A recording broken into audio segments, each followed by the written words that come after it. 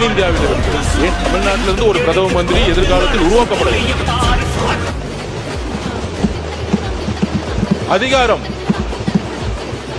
உத்தரப்பிரதேசுக்கோ பீகாருக்கோ குஜராத்துக்கோ மட்டுமல்ல. நம்மளுடைய குரல் சட்டமன்றத்தில் ஒலித்தது போல ஒரு நாள் பாராளுமன்றத்தில் ஒரு பிரதம மந்திரியாக ஒலிக்க வேண்டும்.